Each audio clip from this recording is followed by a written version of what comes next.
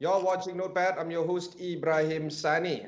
We continue on the story of pandemic in the country and how this is affecting businesses, big and small. One of the changes that we've seen over the past 15 months of undergoing the MCO of One Ship or Kind is on the rise of contactless payments, seamless way of doing things, particularly when it comes to connecting businesses with consumers, the B2C kind of model, as well as how businesses communicate with one another. Here to describe this a little bit more in depth is the company behind Xilnex, which is Webbites Sendirian Berhad. Joining us is Ui Boon Cheng, the CEO of Webbites Sendirian Berhad, and the product Xilnex. Boon Cheng, thanks for taking the time to speak with us. Let's go through one by one first about Webbites, the company itself, and then later on the product. Sure. Thanks, Ibrahim, for having me here this morning. Right. About Webbites, let's start with the story. What are you guys all about? When did you guys establish yourself? And what was the first few products that you're rolling out to the market? We started about 12 to 13 years back. We are actually the pioneer in cloud-based point of sales, which means that we were the initial one that actually comes in to do subscription model, so that retailers, be able to compete with the biggest boys without that much of capital, because they doesn't need to actually invest, but they just subscribe and start using enterprise level solution to manage their F&Bs or manage their retail link business. So that's how we started about 12, 13 years ago. But okay, so this is the story when it comes a little bit more interesting, because you guys are behind the cloud-based retail point of sale solution. And a lot of companies are using it. Household names, actually. Tealive, Marrybrown, Texas Chicken, Taco Bell, Juiceria. These are, just by naming the 5-6 brands, I'm already using 3 or 4 of them the past week. So I'm sure the turnover or the utility of such a product is going to be very high, at least before the pandemic. I don't know how things are now. Could you tell us a little bit more about that? Definitely on our side, we are, the usage of our POS system, it has been conventionally brick and mortar businesses, which means that people actually use this as point of sales. A lot of businesses are looking at it as just a cash till and how they manage their operation. And of course, the pandemic has actually changed how businesses look into the whole business, which means that they cannot actually just look at the point of sales itself as a cash till. It has to do a lot more than that. It has to have the ability to engage their customers. The system will have the ability to actually taking order online, to have the ability to let them understand more of their customers. So the shift during the pandemic is very, very interesting on the whole industry for us. So, okay, when you say interesting, describe to us, what do you mean by that? The thing here is that you realize that retailing and F&B business has always been talking about location. All right. Everyone that tells you about if I'm operating a retail business or I'm operating an F&B business, the key point is location. But during the pandemic, location no longer be the major factors in getting businesses in staying afloat. The main things about during the pandemic is how they can absorb and how they can actually change their business model to continue to re-engage their customers, to make their customer to be able to buy conveniently and confidently, without having to be physically in their stores. And that ability to re-engage their customers is the part that requires a lot of technical know-how, not just from the technical part, but from marketing as well. From the whole digitalization process will comes in and take place to see how we can actually encompass the whole ecosystem to enable them to reconnect with their clients in this time of pandemic. Okay, the thing about this is that the rise of e-wallets have also been booming since the pandemic started. GrabPay, Touch and Go, e-wallet, and Boost, they are trying to compete neck and neck with the credit card companies, the banks that are offering debit cards. Basically, online payments have never been made easier, but at the same time, it's a lot right now. It's too much. Sometimes, when I do buy a Starbucks, it's crazy to see the kind of payment solutions that they have, at the cafeteria at my workplace. But how does that compete with the product that you are pushing forward, which is Xilnex? We are slightly different because we don't consider ourselves, in fact, we are the facilitator, all right? So on our side, doesn't really matter which payment, which e-wallet you're coming from. It's just like, we are operating a brick and mortar POS, right? We don't care whether you are running a Visa or Master, right? As long as you bring a card that can actually swap, it works. On our side is basically how we facilitate that solutions. So whether it is the GrabPay, Boost and stuff, we actually try to support as much as possible so that we give that option back to consumer. Okay, so then the big question is on skipping the POS stage when it comes to making payments, i.e. scanning QR codes or something like that. Is that a concern or a risk for your business? No, it's in fact what we are doing now, all right? So I do always tell our team that, yes, with the new age of solution, it might be looking in a way that is cannibalizing our own business product, right? But if you don't do that, other people will actually do it, right? So on our side, what we do is that we are coming out with the concept of POS lists, which means that we are trying to empower retail and SMB to operate without a physical POS at all. What they need to do is just mobile devices, and they will be able to take order, whether it's online, in-store, pre-order, and to handle the whole thing all the way back to their kitchen. Let's talk about post-pandemic. A lot of us are taking the vaccines as we speak. I'm due for a vaccine this Monday. I'm so looking forward to that, honestly. But at the rate we're going, we're looking at either at earliest late this year, by latest maybe early next year, when most of us have been vaccinated and we return back to our daily lives, hopefully. And of course, while we return to our daily lives, businesses tend to come back and be stronger slowly. Does that mean that in a post-pandemic world, we're going to see the return of brick and mortar businesses, the return of location, the return of people utilizing POS extensively at these retail outlets? Definitely, once the pandemic returns, people will actually be going back out to their social life. That is actually what we are hoping for all of us. But from the business perspective, the pandemic has actually educated them that they cannot rely on just physical location itself.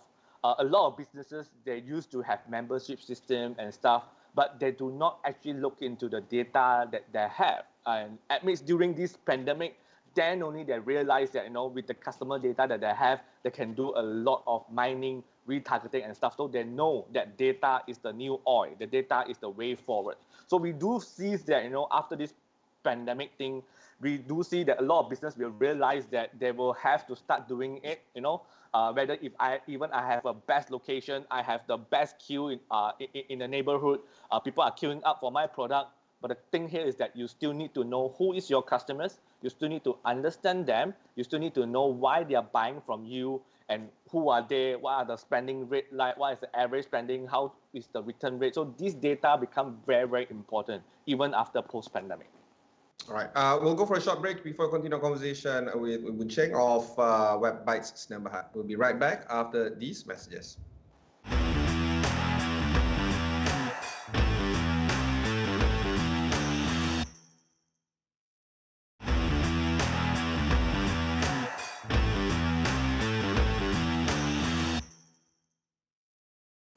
Welcome back. I have with me Boon Cheng, the CEO of Webbites Snapchat. Boon Cheng, before we went into the break just now, you were talking about data being the new oil. A lot of businesses know this. A lot of businesses are aware of the potential it brings. However, when it comes to retailers, they might not know the kind of items that might be useful for them. In other words, they might be facing data paralysis and be inundated by the amount of information that came about, right? Particularly when you look at the shops that they have, the time of the day that people buy it, and then perhaps some demography of their customers, it becomes too much for them to understand what's going on. Do you have the capacity or capability to add value to your customers in order for them to make sense of the businesses that they are running right now? That is exactly where we are coming in from. The whole process that we are trying to do for our customer, the keyword is segmentization, all right? Is how we actually help them to segmentize their stores so that they can actually know what is the best performing store, what is the not performing store, and what are the factors. This segmentation goes the same to their client as well, which means that we segmentize their customers to champion customers. which means that customers that is their top fans, they are always coming back. This bunch of people is the one that is the highest frequencies of return rate, Then we also starting categorize segmentations to segmentize their customers that is probably potential champion customers. And of course, the most important one is the losing part, which means that we segmentize that this group of customer no longer come back for the past 6 months, and they need to do something. All right. So once we actually able to segmentize this, retailers will very easily they will able to visualize, to look at what I need to do with each of these segmentized station group. Right. Let's take a look into some of the recent news right now. We've seen reports that the government wants to migrate 80% of data to cloud by the end of next year. We've also seen how Webbites number Heart has been selected along with 2 or 3 other companies trying to make this a reality. Where do you guys stand in terms of the progress of this? On our side, we are a fully cloud-based point of sales, which means that 100% of our clients are fully on the cloud already from day one. And we are very proud to that we were the one that actually talked to enterprises and educate them and telling them that why do you need to move to the cloud? What are the benefits that you see? And 5-6 years back, they were probably coming back with a lot of security concern and stuff. And we actually managed to come up with SOPs, policies that are able to go through a lot of businesses audit to tell them that going to the cloud is the way forward. Okay, so Microsoft has been selected as the government's cloud service provider. We've seen the news, and we also have read news that Microsoft is partnering with Sensoft, Silver Lake, as well as you guys in trying to deliver this. Do you think that you guys have what it takes in terms of delivering the solutions that is required? Definitely, because from what we look at this is that the whole ecosystem requires not just from the private level pushing. We can't actually do it alone. With the ability of adding on giants like Microsoft, as well as the commitment from the government, we do see that the initiative will actually be able to materialize, and we do have very strong confidence that when these 3 parties, our SMEs, big giants, and as well as the governments, things can really move forward with that kind of arrangement. Okay, 5 years ago in 2016, Teak Ventures, Teak Ventures, of course, is behind a lot of successful venture building companies, have partnered with GDX or GD Express to buy a part of Webbites number Heart for 5.5 million ringgit. How has that financial injection work out for you guys? Definitely a very good pump in and trust from our investors, and of course on our side, that actually gives us a certain level of confidence that we are actually moving on a very correct and strong path. And of course, being a subscription business ourselves, which means that we don't actually charge customer upfront. Having a strong capital to back the whole business actually plays a very important role for us to go through this. Let's talk a little bit more about diversifying your market operation. We know that you are trying to penetrate Vietnam and other areas as well. What are your plans for building the business regionally? The interesting part is that even in Southeast Asia, we say that we are in Southeast Asia, we are in one family, but having to actually have experience in most of these Southeast Asian countries, I would say that every country actually have their own different way of doing it. So there's no blanket answer from our side, but what we do here is that we have different technique and different strategy in different countries. For example, in Cambodia, we are going in our own. In other countries, Jakarta, Singapore, we are going through partners, as well as in Vietnam, we are going through JV model. All right, and so far it has been delivering very good result.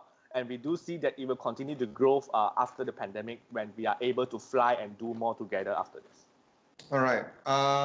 Final word, what do you think is going to happen in terms of the retail business of the country and perhaps how they manage their point of sale versus how they manage their data? What are your final thoughts on this? I believe the main point now is that they need to really re-strategize, like we mentioned earlier, location, promotion no longer be the best factors that they actually have to win in this game. all right?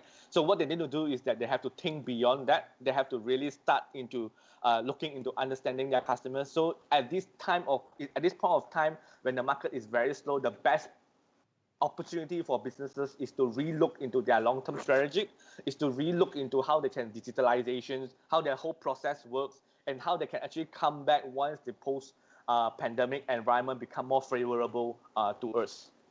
Thank you very much. That was Ui Boon Sheng, the CEO of Webbites Senang Bahar. If you've missed any part of this show, just head on to astroawani.com and for Notepad over there. Till then, thanks very much for watching and goodbye.